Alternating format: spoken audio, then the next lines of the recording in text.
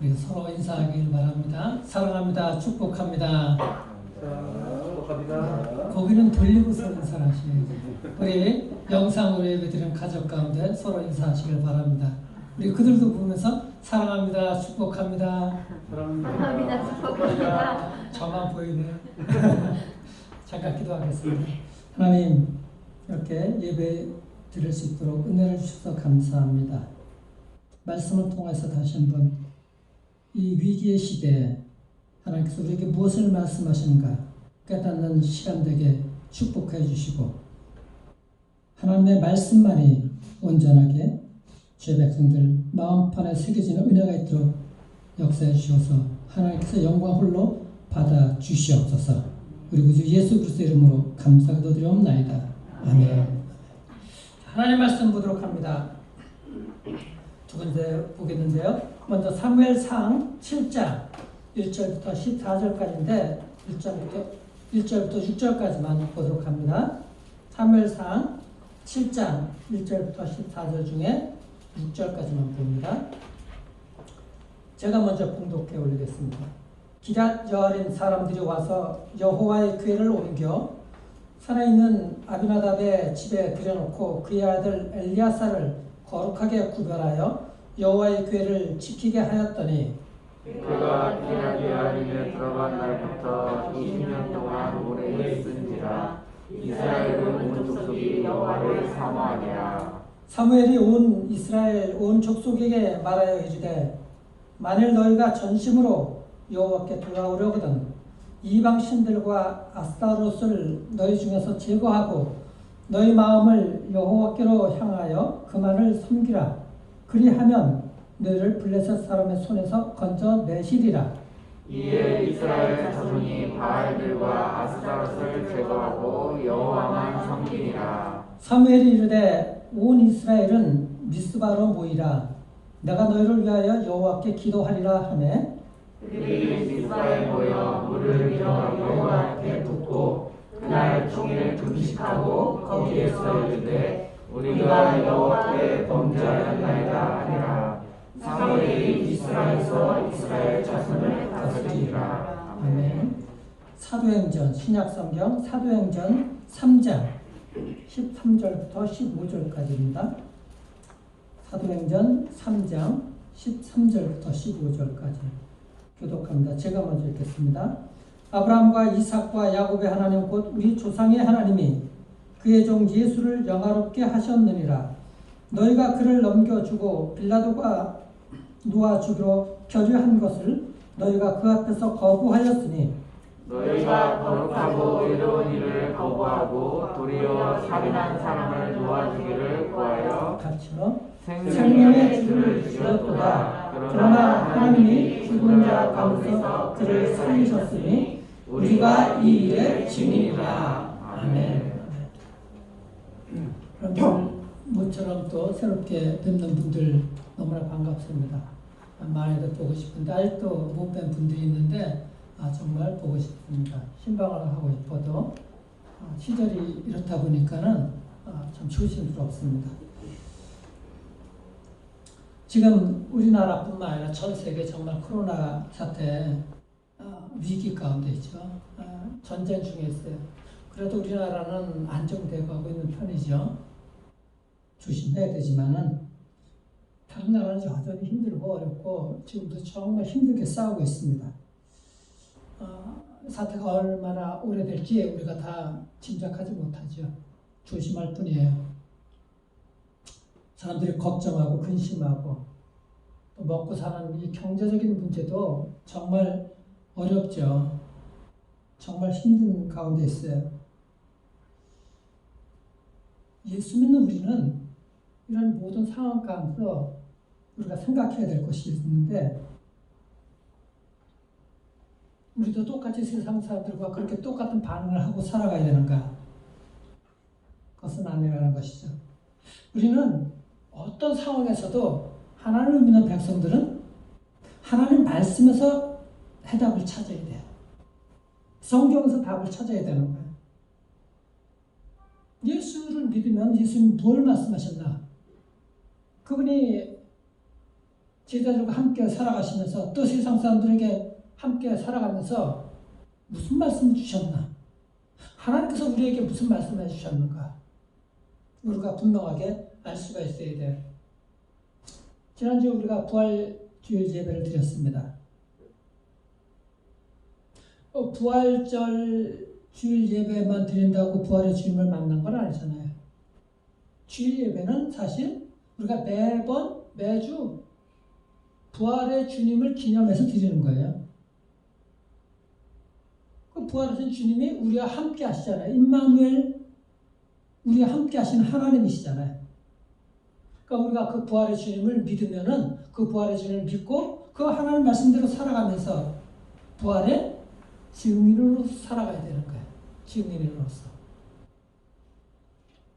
정말 부활의 주님 만난 그 기쁨 가운데 세상은 비록 어지럽고 혼란과 무질서 가운데 혼돈스럽고 언제 이런 것들이 회복이 될 수 있을까 두려워하고 걱정하고 있지만 우리는 부활의 주님 만난 그 기쁨 가운데 하나님께서 우리에게 뭘 말씀하셨는가?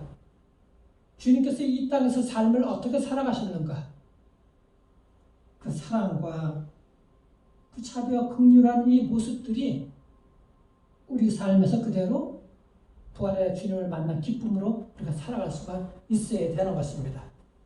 예수님께서 부활하셨다는 증거는 수없이 많아요. 성경에도 나오고. 그런데 가장 강력한 증거는 예수님을 따라다녔던 제자들의 삶이 변했다는 거예요. 그게 가장 강력한 부활의 증거야. 근데 처음에는 이 부활의 주님을 제자들이 만났음에도 불구하고 부활의 주님을 만나고도 잘 믿지를 못했고 변화가 안 됐어요. 베드로는 또 다른 제자들도 직업이 예전에 어부였던 제자들이 있죠. 그들은 다 갈릴리로 돌아가서 어부 생활을 하고 있었어. 부활의 주님을 만났음에도 불구하고. 그런데 그들이 오순절날 성령을 받은 이후에 변화가 됐죠. 성령을 받은 이후에 말씀을 전하고 기적을 이렇게 세우는데 베드로와 요한이 특별히 사도행전 3장에 보면은 성전 예배로 올라가다가 성전 미문 앞에 앉아 있었던 태어나면서부터 하반신 장애인을 만납니다. 베드로와 요한은 줄 곳이 없으니까는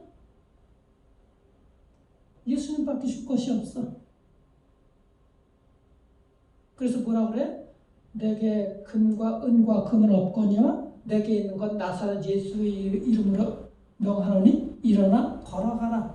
그랬더니 어떻게 됐어요? 그들이 일어나서 걷기도 하고 뛰기도 했다고 말씀하고 있습니다. 자, 그런데 그 기적보다 더 중요한 것이 뭔가 우리가 집중해야 되는 것이 부활의 주님을 증거했다는 것. 금과 은, 내게 돈은 없지만은 내가 가지고 있는 것, 나사렛 예수, 그 부활의 주님을 너에게 준다. 중요한 것이죠. 그래서 오늘 본문 그 사도행전 3장 15절에 보면 뭐라 그래요? 하나님이 죽은 자 가운데서 그를 살리셨으니, 그가 누구예요? 예수님을 살리셨으니 우리는 뭐야? 제자들이 이 일에, 그 부활하신 그 일에 증인이다. 예수를 만났기 때문에 증인으로 살아가게 되는 거예요. 이 말씀을 우리가 주목해야 되는 이유는 뭐냐면 베드로와 요한 다른 제자들도 이 부활의 주님을 증거하는 일은 사실은 죽음을 두려워하지 않았다는 거예요. 왜 그런가? 원래 이 예수를 죽인 자들이 누구예요? 유대인들, 대제사장들, 바리새인들, 제사장, 또 가야바, 또 빌라도, 우리가 사도신경이 빌라도 얘기잖아. 로마의 총독이었었잖아요. 그들이 다 또 많은 유태인들이 예수님을 십자가에 못 박으라고 한 유태인들이 예수님을 죽이게 된 거예요. 그런데 예수님이 부활하셨다는 말을 그들도 들었어. 그런데 그 소문이 나면 어떻게 돼요? 자기들이 죽인 예수가 메시아, 유태인들이 그렇게 기다리던 메시아를 죽였다는 거 아니야. 그러니까 그들은 겁이 났어요. 아니, 그 메시아가 다시 살아났단 말이에요. 그 주님이 살아났다는 사실을 많은 사람들이 알게 되면 어떻게 돼요? 그들이 기다렸던 그 메시아를 자기들이 죽였다는 것, 그리고 정말 그 메시아가 살아났다, 그분이 정말 우리의 메시아였구나, 그리스도였구나 라고 생각하기 때문에 그들이 전하지 못하게 했던 거예요. 그것을 부활을 증거하면은 또 소문을 내면은 죽였던 겁니다. 그러니까 베드로나 제자들은 죽음을 두려워하지 아니하고 부활을 예수님의 부활을 사람들에게 전한 것은 죽음을 두려워하지 않았다는 증거란 말이에요. 제자들의 삶이 완전히 그렇게 변화가 되었다는 것입니다. 제자들은 성령을 받기 전에는 예수님 부활을 목격하고도 이 변화가 되지 않았어. 유태인들과 다른 사람들도 마찬가지예요. 오늘날도 마찬가지입니다.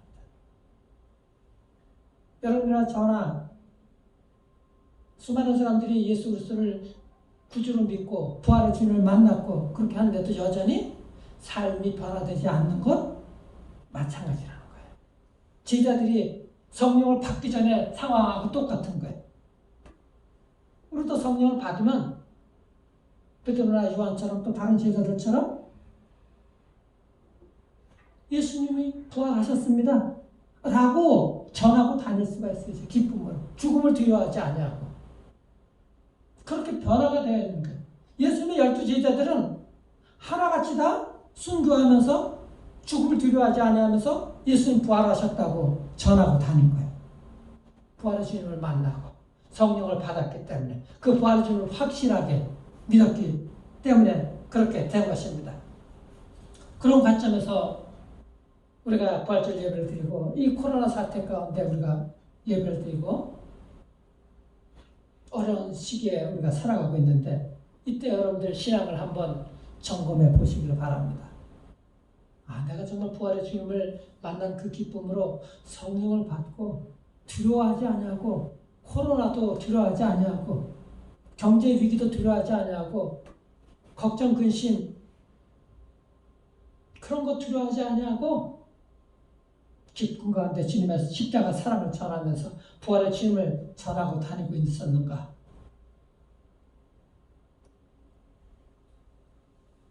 그렇기 때문에 우리가 이 코로나라는 이 폭풍 같은 이 위기가 우리에게 닥쳐왔는데 우리 삶이 흔들리고 있지 않습니까? 오늘 말씀 생각하면서 오늘 우리가 올해 참 기도하면서 내가 올 한 해 우리가 어떻게 나가야 될까? 하나님께서 내시는 길을 기대하라. 폭풍이 일어나고 있잖아요. 우리가 정말 우리 시대에 바닷물의 폭풍 가운데 이 흔들리는 가운데 하나님을 기대하려면 하나님 말씀대로 살아가야 되는 것이고 또 부활의 증인으로서 우리가 삶을 살아가야 되는데 이런 어려운 상황 가운데 우리 믿는 그리스도인들이 어떻게 이런 위기 가운데 대응을 해야 될까? 하나님 말씀에서 답을 찾아야 된다는 거예요. 그런 의미에서 제가 묵상하다가 사무엘 이야기가 떠오르게 되었습니다. 사무엘 그 상 4장부터 시작 보면은 법궤를 이스라엘 백성들이 블레셋에게 빼앗기게 됩니다. 법궤를. 사무엘은 이스라엘의 마지막 사사예요. 왕이 없이 사사로서 재판관으로서 또 왕으로서 그렇게 다스렸던 사무엘, 이스라엘을 다스렸습니다. 그때 이스라엘 백성들은 하나님을 믿으면서도 내가 하나님의 이름만 앞에 내세우고 한 모든 것을 이길 수가 있어, 승리할 수가 있어 그렇게 믿었던 거예요. 블레셋하고 전쟁할 때도 하나님 말씀대로 이들은 살지도 않으면서 법궤만 하나님의 임재의 상징이 법궤만 앞에 세우고 나가면은 승리할 수 있어 라고도 생각을 했어. 잘못 믿은 것이지. 말씀대로 순종하면서 살아가는 삶은 없고 하나님의 이름만 앞에 세우면 돼. 오늘날도 그러지 않은지 모르겠어요. 이스라엘 백성도 그렇게 법궤를 앞세우고 나갔습니다. 전쟁에 나갔어. 그런데 전쟁에서 어떻게 됐어요? 블레셋에게 참패를 하게 됐어요. 그리고 법궤를 빼앗기게 됩니다. 그리고 당시 제사장이었던 엘리 제사장의 두 아들 홈니와 비느하스가 죽임을 당합니다. 나중에 하나님께서 이 블레셋 사람들에게 징벌하셔갖고 그들의 신들이 다 죽고 그러자 그들이 두려워서 법궤를 이스라엘로 돌려보냅니다. 이스라엘 백성들이 찾아온 것이 아니라 그들이 돌려줘. 그러고 일어난 일들이 그럽니다. 그런데도 불구하고 이 블레셋 사람들은 이스라엘을 끊임없이 괴롭히고 침략을 해옵니다. 농사를 지으면 침략해갖고 그 곡물을 다 뺏어가고 괴롭힙니다. 이 괴로워서 이스라엘 백성들이 견딜 수가 없어. 이때 사무엘이 어떻게 하면 이스라엘 백성들이 안전하게 근심 걱정 없이 잘 지낼 수 있을까 고민하기 시작합니다. 어떻게 하면 될까? 여러 가지 문제가 있을 거예요. 문제는 여러 가지가 복합적이기 때문에 참 힘들지 않습니까? 그런데 그 문제 속에는 우리 믿는 자들은 그 문제 속에서 하나님께서 의도하신 그 뜻이 무엇인가 헤아릴 수가 있어야 되는 것이죠. 믿는 자들은 모든 문제를 영적인 문제로 우리가 해석할 수가 있어야 되는 것입니다. 사무엘 마찬가지 이 문제를 이스라엘 백성들이 이렇게 고통당하는 이 어려운 문제를 갖다가 영적인 문제로 해석을 한 거예요. 그리고 보니까 그 문제가 뭐예요? 이스라엘 백성들이 우상을 따르고 있었다는 거예요. 우상 숭배를 하고 있었다는 거예요. 그래서 이스라엘 백성들에게 그렇게 얘기를 하는 것이 오늘 사무엘상 7장 3절에 3절 말씀 한번 보십시오. 만일 너희가 전심으로 여호와께 돌아오려거든 이방 신들과 아스타롯을 너희에게 중에서 제거하고 너희 마음을 여호와께를 향하여 그만을 섬기라. 그리하면 너희를 블레셋 사람의 손에서 건져내시리라. 당시 블레셋 팔레스타인이라고 그러죠. 블레셋 사람들은 철기 문화 시대 사람들. 철기로서 무기를 만들었어. 다른 지방에서는 다 철기 보급이 안 되고 청동기, 구리 같은 거는 철이 더 강하죠. 구리보다도. 그래서 이 블레셋 사람들이 주변을 많이 정복하고 다녀서 강력한 그런 군대를 가지고 있었던 거예요. 이스라엘은 대비할 수가 없었어. 철기 문화 그런 것들이 없었던 것입니다. 그래서 이스라엘 백성들이 그 블레셋을 상대하려면 그런 무기도 준비를 해야 되고 다른 여러 가지도 준비를 해야 되는 것입니다. 그런데 사무엘은 생각하기에 그런 것도 준비하는 것도 좋지만 가장 먼저 준비해야 될 게 뭐냐? 영적인 문제라는 거예요. 영적인 문제. 그런 것 다른 거 다 준비하는 것도 중요하지만 너희들 먼저 하나님께로 온전하게 돌아가야 된다. 영적인 문제를 회복해야 된다. 그것이 뭐냐? 우상 숭배를 버려야 된다고 분명하게 말씀을 하고 있는 것입니다. 그리고 이스라엘 백성들이 따르자 너희들 다 미스바로 모여. 미스바로 모여서 우리가 회개 기도를 하자. 하나님께 온전하게 돌아가지 못한 것 회개 기도를 하자. 그 회개 기도를 한 그 목적이 뭐예요? 블레셋 사람들의 그 침략으로부터 이스라엘 백성들이 자유하게 되고 하나님 앞에 온전하게 예배가 회복되기를 소망하는 마음, 이런 것들이 그런 회개의 기도의 목적이었던 것이죠. 6절 보십시오. 6절. 그들의 미스바에 모여 물을 길어 여호와 앞에 붓고 그날 종일 금식하고 거기에서 이르되 우리가 여호와께 범죄하였나이다 하니라. 사무엘이 미스바에서 이스라엘 자손을 다스리니라. 이스라엘 백성들이 미스바에 모여서 사무엘과 함께 하나님 앞에 돌아가기를 회개하는 기도를 합니다. 금식하고 회개를 기도를 하는 거예요. 그러자 그렇게 기도하며 예배드리고 있는데 이 소식이 블레셋에게 전해져. 그러자 블레셋 사람들이 이때다 싶어가지고 이스라엘 백성들을 침공해 옵니다. 침략해와. 참 비열한 사람들이죠. 예배드리고 있는데 아무 방도도 안 하고 예배드리고 있는데 쳐들어온 거야. 하나님을 믿지 않는 사람들이 이렇게 비겁해. 그만큼 이스라엘 백성들을 못 잡아먹어서 블레셋이 안달하고 있었다는 증거가 되는 거예요. 어떻게 하면은 사탄도 마찬가지. 하나님 믿는 백성들을 어떻게 하면 잡아먹으려고 안달을 하고서 그렇게 시도 때도 없이 틈만 보이면은 방법도 뭐 사용하지 않고 이 방법 저 방법 수단과 방법을 가르치지 않냐고 공략해 오는 것입니다. 블레셋이 공격해 온다는 소리를 듣자 기도하며 예배드리고 있었던 이스라엘 백성들이 얼마나 떨었겠어요. 과감하게 더 하나님께 간절하게 나아가고 해야 되는데 오히려 그들이 믿음이 그렇게 성숙하지 못했던 거예요. 떨면서 사무엘에 가서 요청을 하죠. 8절 보십시오.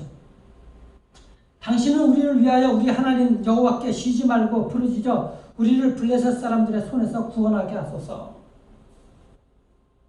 사무엘, 당신은 전쟁하지 말고 기도만 해 주십시오. 전쟁은 자기들이 하겠다는. 그래서 사무엘이 하나님께 기도합니다. 10절부터 11절 보십시오. 사무엘이 번제를 드릴 때 블레셋 사람이 이스라엘과 싸우려고 가까이 오매 그날에 여호와께서 블레셋 사람에게 큰 우뢰를 발하여 그들을 어지럽게 하시니 그들이 이스라엘 앞에 패한지라. 이스라엘 사람들이 미스바에서 나가서 블레셋 사람들을 추격하여 뱃갈 아래에 이르기까지 쳤더라. 회개의 기도가 뭐예요? 하나님, 제가 잘못했습니다 라고 인정하고 잘못을 용서를 구하는 것이 회개인 것이죠. 그래서 회개 기도할 때는 하나님, 내가 회개하고 잘못 인정하니까 나 벌 주지 마세요. 그런 것이 아니라 진정한 회개는 하나님, 나 잘못했습니다. 용서를 구합니다. 용서해 주시는데 벌을 내려주시면 받겠습니다. 내 용서해 주세요. 그 얘기거든요. 내 안 받겠어요. 그런 것이 아니죠. 성경에 보면 요나 선지자가 있어. 요나 선지자가 하나님께서 너 니느웨라는 곳으로 가서 복음을 전하라. 하나님을 믿지 않는 백성들에게 가서 복음을 전하라 그럽니다. 그러니까 이 요나가 니느웨를 안 가고 다시스로 갔잖아. 그래서 물고기 뱃속에 가서 3일 동안 있다가 고통받다가 물고기가 토해내서 살아나게 되죠. 그리고 나중에 다시 하나님께서 가라는 그 니느웨로 가서 복음을 전합니다. 그때 그 하나님을 믿지 않는 백성들 그 왕이 뭐라 그러냐면 이렇게 하면은 백성들 다 모으고 회개하라고 얘기를 합니다. 하나님을 믿지 않는 백성들이 니느웨 요나가 가기도 전에 그러면서 뭐라 하냐면 이렇게 회개하면은 하나님께서 혹시 마음을 돌리시고 노여움을 푸실지 누가 아느냐. 그러면 우리가 멸망하지 않을 수도 있다. 하나님을 믿지 않는 백성들 그 왕도 아는 거야. 하나님이 우리를 용서해 주시면 용서해 주시고 우리가 멸망당하면 어쩔 수 없이 멸망당하는 것 아니냐. 하나님께서 그렇게 해주시는 것인데 하나님을 믿지 않았던 왕도 그렇게 했다는 거예요. 하나님이 우리가 회개 기도할 때 은혜를 주셔서 자비를 베풀어 주셔서 용서해 주셔 모든 것들을 살려주실 수도 있고 매를 때려서 징벌해 주실 수도 있는 거예요. 그건 하나님의 은혜 가운데 있는 것이고 하나님의 주권적인 역사예요. 중요한 게 뭐예요? 우리가 회개하는 거예요. 그리고 하나님 앞에 그 관계가 회복이 되는 거예요. 회개하지 않으면 하나님과 관계가 회복이 안 돼. 우리 자녀들 부모님께 용서를 구하고 잘못했다고 인정을 하고 나아가면 부모님과의 관계가 회복이 되는 거예요. 끝까지 내가 잘했습니다. 나 잘못한 것 없습니다. 그러면은 어떻게 돼요? 부모님이 여전히 사랑하시지만 우리 자녀들을 관계가 냉랭한 거야. 하나님과 관계가 우리가 그런 거야. 그 관계가 회복되어야 되는 거야. 그 관계가 회복될 수가 있어야 되는 것입니다. 사무엘 선지자도 이스라엘 백성들을 위한 그런 기도했을 때 그런 마음이었을 거예요. 이스라엘이 회개한다고 해도 이스라엘이 반드시 블레셋에게 이길 것이라는 보장이 없어. 하나님 지배하시는 이스라엘 백성들 지잖아요. 그런데 놀랍게 어떻게 돼요? 블레셋과 싸워서 패하기 전에 이스라엘 백성들이 해야 될 일이 뭔가? 사무엘은 회개 기도를 해야 된다는 것이지. 하나님과 관계를 회복하게 하는 일이 가장 우선이라는 것이었습니다. 그 회개 기도하고 관계가 회복이 되자 나중에 어떻게 됐어요? 그때 하나님께서 기적적으로 이스라엘 백성들에게 간섭하셔서 개입하셔서 하나님이 전적을 하신 것이잖아. 그래서 어떻게 돼요? 10절 다시 보시면은 그날에 여호와께서 블레셋 사람에게 큰 우레를 바라며 큰 천둥 소리가 나며 우레를 바라고 하나님께서 그 울리신 거야. 그들을 어지럽게 하시니 이스라엘 백성들이 한 게 아니야. 그들이 이스라엘 앞에 패한지라. 그 큰 천둥 우레 소리에 이스라엘 그 블레셋 사람들이 혼비백산해가지고 사방으로 흩어지자 이스라엘 백성들은 그냥 진격만 하면 된 거야. 진격만. 그래서 전쟁에서 이기게 하신 것이죠. 전쟁에서 이기게. 그리고 블레셋에게 싸워서 이긴 후에 사무엘이 돌 하나를 가져다가 세우고 말합니다. 12절 보세요. 12절. 여호와께서 여기까지 우리를 도우셨다 하고 그 이름을 에벤에셀이라 하라. 에벤에셀이라 하는 말은 하나님께서 우리를 여기까지 도우셨다. 회개하고 하나님께 나아갈 때 하나님과 관계가 회복되자 하나님께서 지금까지 도와주신 것을 깨닫게 되는 거예요. 또 그곳에 하나님의 도우신 역사하셔서 블레셋을 싸워 이길 수 있는 이런 놀라운 기적을 경험하게 해주신 거예요. 여기까지 도와주신 거야. 그것이 하나님께서는 여러분들의 삶에서 오늘도 여기까지 도와주시고 내일은 저기까지 도와주시는 주님을 믿으시길 바랍니다. 그렇게 도와주셔 하나님께서. 오늘은 여기까지 도와주시고 내일은 저기까지 도와주시고. 사무엘과 이스라엘이 당한 그런 상황이 지금 우리가 처한 이 코로나 사태 위기 상황과 비슷합니다. 지금 전 세계 우리나라는 몇 명, 정말 100여 명 이렇게 사망 희생당했지만 유럽, 미국 같은 데는 하루에 수백 명, 수천 명이 죽어가고 있어요. 요양원에 시체들이 쌓여서 쌓아놓을 곳이 없어. 미국이란 나라도 다 도망가고 냉동고도 없어갖고 우리가 신문지상에서 보지만 처절해요. 저는 동생이 미국에서 살고 있기 때문에 소식을 듣고 있는데 정말 처절하다는 거예요. 밖에 나가지도 못하고 뉴욕에 있는 나는 지인하고 연락을 하는데 지금 연락이 안 되잖아. 어떻게 된지를 몰라 지금. 처절합니다. 이런 상황에서 우리가 어떻게 해야 될까? 가장 먼저 해야 될 건 당그 지침 우리가 따라야 되죠. 여러분들의 건강을 지키셔야 돼. 당연히 손과 발도 잘 씻고 접촉하지 않냐고 코로나를 피해야 되잖아. 사람들과 이 물리적 거리를 두어야 되는 것이고 근데 마음까지 거리 두면 안 되는 것이죠. 특히 하나님과의 거리를 두면 안 되는 거잖아요. 여러분도 혼자 있을 때도 하나님과의 관계가 회복되기 위해서 기도해야 되는 거예요. 이런 위기 상황에서도 아까 13 기도하셨지만 수많은 의료진들 봉사하고 자원봉사들 코로나 현장에 가서 봉사하고 있어요. 우리는 그곳에 가지 않는다고 할지라도 우리가 같이 가서 그런 봉사하는 마음으로 우리 자신들을 지키고 이런 당부의 지침을 따라줄 뿐만 아니라 무엇보다도 우리 신앙들 우리가 SNS라도 서로 마음을 가까이 할 수 있도록 격려하고 위로하고 카톡으로도 영상으로도 전화하고 격려하고 가까이 갈 수 있는 사람들을 가까이 가서 십자가 사랑을 전하고 부활의 주님을 전하고 무엇보다도 우리가 우리 앞에 하나님 앞에 그 관계들이 혹시 이런 것들이 하나님께서 나에게 뭘 말씀하시는가? 이 시대에 우리에게 뭘 말씀하시는가? 돌아보면서 기도해야 되는 것 아니겠습니까? 하나님과의 관계가 온전하게 더 회복되기를 소망하며 나아가야 되는 것 아니겠습니까?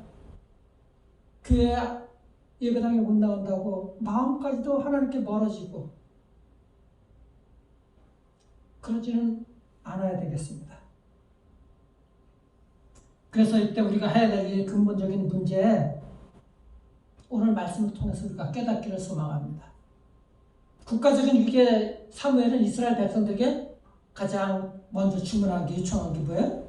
우상 숭배하지 버리라고 얘기를 합니다. 그리고 하나님께 돌아오라고. 우상 숭배를 버리고 하나님께 돌아오라고 얘기를 해요. 그리고 미스바에 모여서 금식하고 기도하라고 합니다. 가장 근본적인 것, 회개라는 것, 하나님 앞에. 이스라엘 백성들이 회개해야 될 근본적인 문제는 뭐예요? 우상숭배였어요. 우상숭배. 그들이 우상숭배에 빠지는 그 이유는 뭐냐면 물질적인 탐욕 때문에 그런 거예요. 이스라엘 백성들이 여기 버리라는 아스다롯을 버리고 그렇게 얘기를 했잖아요. 우상숭배. 아스다롯이라는 그 잡신인 거예요. 다산의 축복. 그 아스다롯과 바알을 믿게 되게 되면은 자녀를 많이 낳게 되고 부자가 된다. 농사가 잘 될 것이다. 그렇게 믿는 그 우상들인 거예요. 하나님을 믿으면서도 이스라엘 백성들이 그걸 따라갔던 거야. 하나님만을 섬기라니까 그것을 버리고. 이게 오늘날에 똑같은 것입니다. 물질주의죠. 우상이라는 건 뭐예요? 우상숭배라는 것은 새겨 만든, 깎아 만든 것도 있겠지만 우리 마음속에 내가 하나님보다도 더 쫓아가고 더 달려가고 하는 것이 우상인 거야.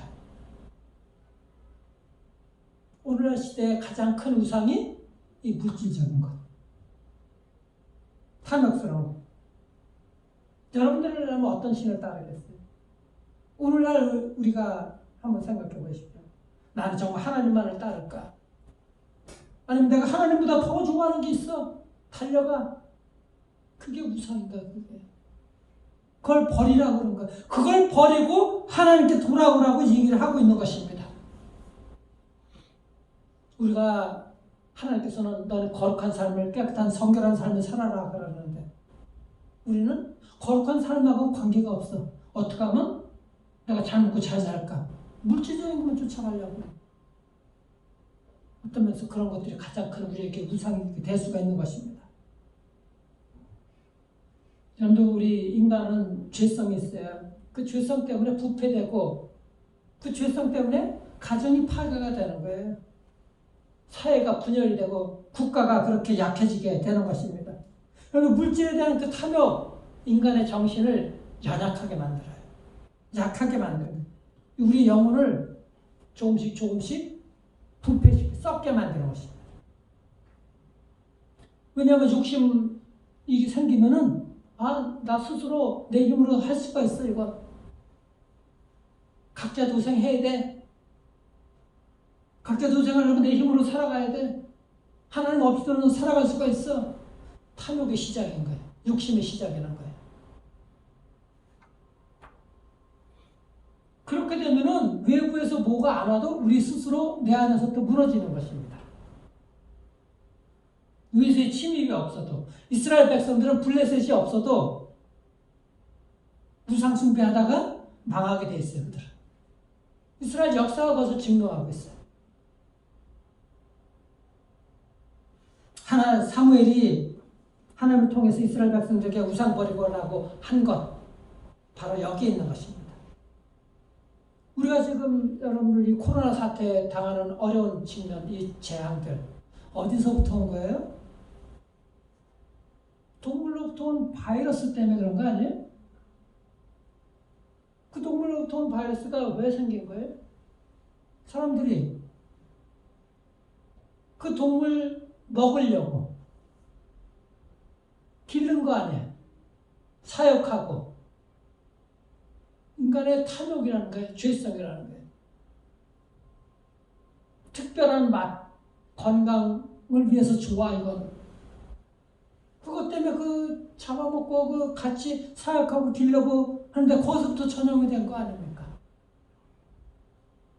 모든 바이러스들이 그렇게 그 동물들이 숙주가 돼가지고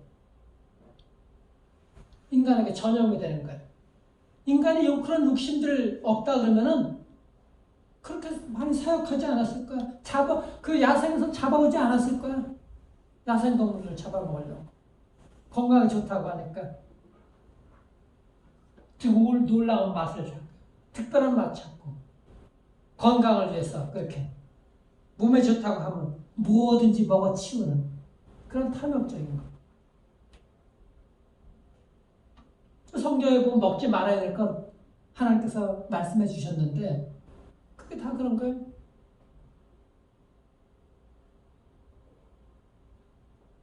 과학자들이 경고하는 말이 있습니다. 지금 우리가 겪고 있는 코로나19 사태, 이보다 더 큰 재앙이 앞으로 올 수가 있다는 것이죠. 지금 것은 경고일 수 있다는 거예요.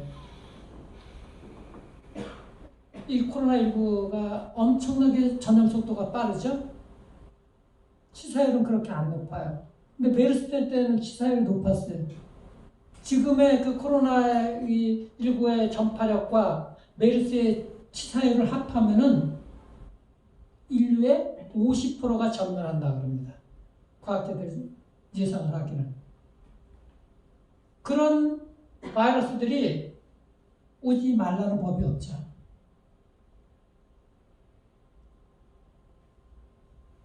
이번 기회에 우리가 얼마나 하나님 말씀대로 살아왔는지를 정말 점검해 보시기를 바랍니다. 이 먹지 말아야 될 것, 인간의 탐욕들, 하나님의 창조 질서를 깨뜨리기 때문에 이런 엄청난 재앙이 오게 된 거예요. 엄청난 재앙이. 우리가 여러분들 기도하셔야 되죠. 이 상황에 하나님 빨리 정리되게 해주십시오. 속히 회복되게 해주십시오. 기도도 합니다. 근데 이 기도만 해서는 안 되는 것이죠. 이 기도만 해서는 우리가 이런 위기를 허락해 주신 하나님 뭘 말씀하시는가? 우리가 하나님께 돌아가는, 하나님과 관계가 회복되는 회개의 기도가 있어야 되는 것이죠. 가장 중요한 것이. 뭘 회개해야 되는가? 우상숭배, 아까 얘기했던 것. 내가 하나님보다도 더 쫓아갔던 것이 무엇이 있는가? 하나님보다 더 다른 것, 더 쫓아가는 것, 그것은 우상숭배입니다. 그래서 아까 말씀드린 어떤 면에서 우리는 모두가 우상숭배하고 있는 거예요. 하나님보다 더 쫓아가는 것이 모두에게도 다 있는 것입니다. 이번 기회에 그런 것들을 회개하시길 바랍니다. 그리고 우리가 정말 부활의 주님을 만났는데 여전히 그런 것들 기쁨으로 부활의 주님 십자가 사랑을 당하지 못하고 유대인들이나 예수님 제자들이 부활의 주님을 만나고도 변화되지 못했었던 그런 사람들, 우리가 여전히 그렇게 변화되지 않은 삶이 있다 그러면은 그런 것들을 우리가 회개해야 되는 것이죠. 그래서 우리가 그런 우상들을 버리고서 부활의 증인으로서 삶을 살아가려면 어떻게 해야 되는가? 아까 말씀드린 대로 세 가지를 정리하면 첫 번째, 이 탐욕의 죄를 해결해야 되는 거예요. 욕심을 버리고 더 가지려고 하고 더 먹으려 하고 더 즐기려고 하고 나는 더 높아져야 돼. 더 누리려고 하는 이 욕심들. 여러분들 사람들이 많으면은 욕심 아무리 많아도 멈추질 않아요. 나는 만족해. 이것으로 끝나는 사람들이 없어요. 조금 더 가지려고 합니다. 그렇죠. 이 세상에서는 뭐예요? 욕심을 채우려고 막 그냥 달려가는 걸 뭐예요? 발전해야 된다 그러잖아. 부흥이 돼야 된다는 그런 것이고. 좋게 얘기를 하면은 출세라는 것이고 낭만이라고 부르고 좋게 얘기하면은 다 욕심이잖아. 자기 관점에서 보는 욕심. 자기 관점에서 보기에 자기가 하게 되게 되면은 로맨스고 남이 하면은 불륜이 되잖아. 예? 내로남불이라고 그러잖아. 예? 자기 욕심에서 나오는 것들이야, 이런 것들이. 그렇게 좋은 이름으로 포장하지만은 속은 부정하게 깨끗하지 못하게 살아가고 있다는 거. 그걸 버려야 된다는 것이죠. 두 번째 우리가 회개해야 되는 게 뭐예요? 교만인가, 교만. 교만을 회개해야 되는 거. 교만은 하나님 앞에서 하나님 무시하고 하나님처럼 자기가 하나님 되고 싶어 하는 것이죠. 바벨탑, 창세기에 나오는 그 바벨탑 사건. 우리가 탑을 쌓아서 올라가서 하나님 되자. 우리가 하나님처럼 되자. 응? 하나님께 나아가자. 오늘날 그런 바벨탑이 뭐예요? 과학의 발전. 과학의 발전 인간을 편하게 하지만은 그 과학이 모든 것을 다 해결해 줄 수가 없어요. 하나님 없다고도 할 수 있는 것, 바로 그것이 뭐예요? 교만인 것이죠. 우리가 하나님을 믿으면은 하나님께 모든 것들을 아뢰고 하나님께서 이걸 할 수 있습니다. 그런 마음으로 교만한 마음을 내려놔야 돼요. 이스라엘 백성들을 블레셋하고 싸워서 이긴 것이 이스라엘 백성들이 잘해서 그런 거예요? 하나님이 개입해 주셔서 싸워서 이긴 것 아니에요. 우리의 삶에서 우리가 이길 수 있는 거 아니에요. 세 번째는 영적인 귀의 이름에 영적인 나태함, 이 귀를 회개해야 돼요. 이 죄를. 특히 하나님께 돌아오려면 이번 기회에 여러분들 정말 다시 한번 이 영적인 게으름, 물론 여러분들 하나님 앞에 나와서 예배드리기를 간절한 누구보다도 간절히 소망하실 거예요.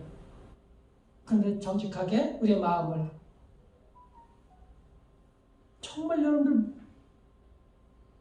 이런 위기 가운데 더 하나님께 간절히 사모해서 새벽 예배도 나가려고 그러고 수요 예배도 금요 기도도 주일 예배도 현장에 못 가지만 더 집에서 더 그렇게 마음 간절해서 하나님 앞에 무릎 꿇고 기도하는 그런 마음들이 있었는지 영적인 게으름이 사라지도록 영적으로 더 쓸고 닦고 그렇게 방안 청소하면서 하나님께 나아가고 있었는지 우리가 돌아봐셔야 되죠. 영적인 게으름 어디에서나 영적으로 나태해지지 말아야 돼요. 아, 이것이 기회다. 좀 쉴 수 있는 기회다. 그런 생각 버리시고 하나님 앞에 더 관계가 회복되는 이 시기가 왔구나. 어떤 청년은 요즘 성경을 필사한다고 합니다. 시간이 남으니까 오히려 하나님 앞에 더 나아가는 그런 그 간절함이 있어야 되는 것이죠. 말씀을 정해서 여러분들 성경 말씀 정해서 집에서 하루에 한 장씩 좀 이렇게 써보시기 바랍니다. 필사를 한번 해보세요. 읽어보시든지.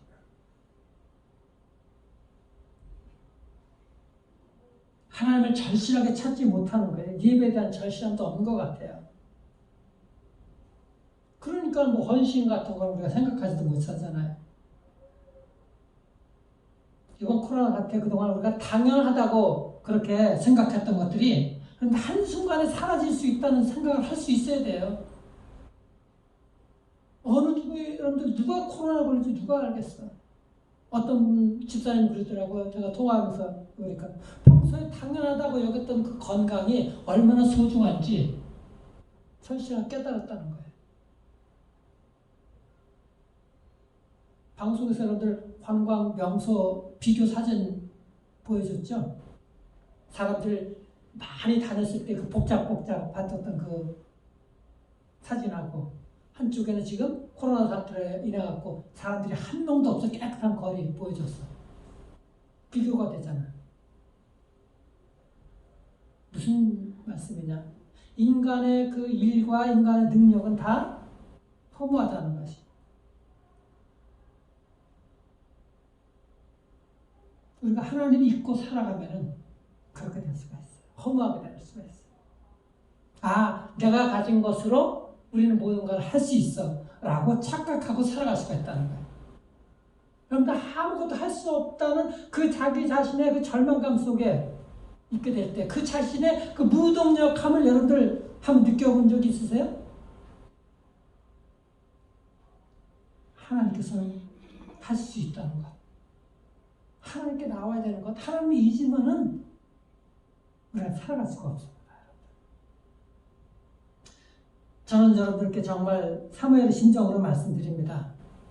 어떤 우상을 우리가 갖고 있든지 간에 우상 숭배하지 않도록 우상을 버리십시오. 그리고 미스바로 모여서 우리가 회개기도 합시다. 미스바로 모여서 여러분들 각자의 미스바로 모이십시오. 금식하고 회개기도를 해야도록 하겠습니다. 그래서 하나님의 뜻대로 거룩한 삶을 살고 정말 부활의 주님을 만났던 이 기쁨으로 이 십자가 사랑을 우리가 이웃에게 전하며 어려운 분들에게 전하며 삶을 살아갈 수가 있어야 되는 것입니다. 욕심을 버리고 교만을 버리고 영적인 나태함을 버릴 수가 있어야 되는 것입니다. 그리고 여러분들 각자의 삶에서 블레셋과 싸워서 이길 수 있기를 바랍니다. 이스라엘 백성들이 블레셋하고 싸워서 이긴 것처럼 우리가 블레셋하고 싸워서 이기려면 어떻게 돼요? 회개하고 하나님께 돌아와야 되는 것이죠. 우상을 버리고 그렇게 하나님과 관계가 회복되어서 정말 하나님께서 여러분들에게 이스라엘 백성들을 블레셋과 싸워서 이길 수 있는 이 기적을 허락해 주셨던 것처럼 하나님께서 오늘은 여기까지 도와주시고 내일은 저기까지 도와주시는 하나님께서 함께 하시기를 정말 주님의 이름으로 간절히 축원합니다. 우리 말씀을 생각하면서 이 찬양 우리가 불렀으면 좋겠습니다. 이 찬양은 작은 불꽃 하나가라는 제목인데 1960년대 미국 정말 히피 세대, 마약 세대가 아주 창궐했던 그런 시대가 있었어요. 이 히피 족속들, 젊은이들이 허무함에 그 시대가 아주 허무한 시대야. 인생 살아도 허무하고 그래서 머리를 기르고 마약을 하고 길거리에 나와서 기타 치면서 살았던 시대가 그 히피족 시대인데 그때 그들이 이 복음의 말씀을 듣고 그 허무함 속에서 노래하던 그거를 바꿔가지고 이 곡을 만들었어. 그래서 작은 불꽃 하나가 큰 불을 이루듯이 그렇게 작은 불꽃 하나가 큰 불을 만들게 됩니다. 그래서 그 불꽃으로 큰 불을 만들어서 그 불로서 이웃들이 따뜻함을 느끼고 삶을 살아간다는 거예요. 하나님의 사랑을 경험하게 되면 그런 삶을 살아갈 수가 있게 된다는 그런 찬양입니다. 이 찬양 가사 생각하면서 우리 삶에서 허무는 모든 것들을 물러가고 이 두려움도 물러가고 우리가 정말 예수 그리스도의 부활의 기쁨을 만난 부활의 주님을 만난 그 불꽃으로 여러분들 자신이 불꽃이 되어서 큰 불을 이루는 이런 부흥의 시대를 우리가 이렇게 세우기를 그런 우리가 운동이 일어나기를 바라는 마음에서 이 찬양하기를 소망합니다. 함께 우리 찬양합시다.